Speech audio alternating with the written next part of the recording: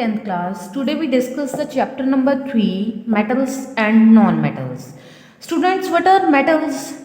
The beep sound of bell in the school is also the property of metals.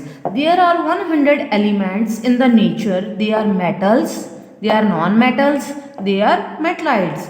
Around 92 elements are metals. And now we discuss the properties of metals. Metals are hard. Metals have high malleability, means metals are converted into thin sheet, for example gold and silver. Next is metal is highly ductile, means metals are converted into thin wires, for example gold and silver. The next property of metals is metals are sonorous. Sonorous means they produce sound. Next property is metals have high melting point. And the next is metals are lustrous. Lustrous means metals have shiny surface. Metals are good conductor of heat and electricity, for example copper and silver. Now we discuss the properties of non-metals. Non-metals are soft, they have low melting point, they are bad conductors of heat and electricity. Non-metals have low malleability, non-metals have low ductility. Non-metals are non-lustrous.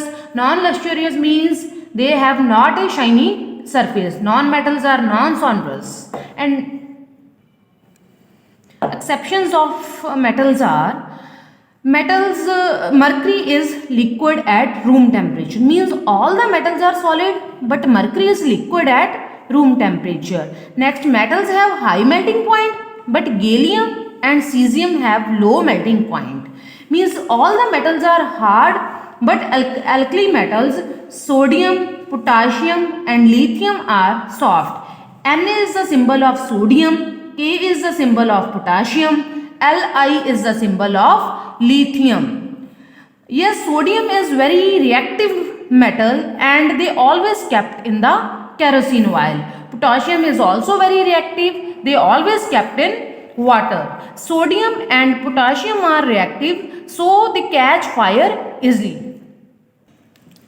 Yes students, now we discuss the exceptions of non-metals. Means all the non-metals are solid and gases but bromine is liquid.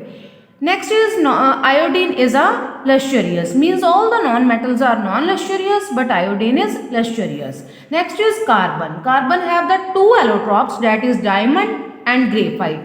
Diamond is the hardest non-metal and graphite conduct electricity, that is the only non-metal. Exceptional cases are important cases and one question is also in the exam from examination point of view.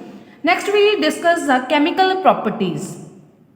If metals react with oxygen, they form metallic oxides and the metallic oxides are basic in nature. And next, if the non-metals are reactive with oxygen, they form non-metallic oxides and non-metallic oxides are acidic in nature. And now we discuss the amphoteric oxides. What is the meaning of amphoteric? Amphoteric meaning is the behavior of oxides is acidic as well as basic behavior. Examples of amphoteric oxides is zinc oxide and aluminium oxide. Now students, I give you some questions related to this topic and you do all the questions in your fair notebook. The first question is, which metal is liquid at room temperature and where this metal is used? Next, why we kept sodium in kerosene oil? Third question, what is the nature of metallic and non-metallic oxides? Fourth question, name the allotropes of carbon. Question number 5, what is the nature of amphoteric oxides? Question number 6, where we kept sodium and potassium in labs and why?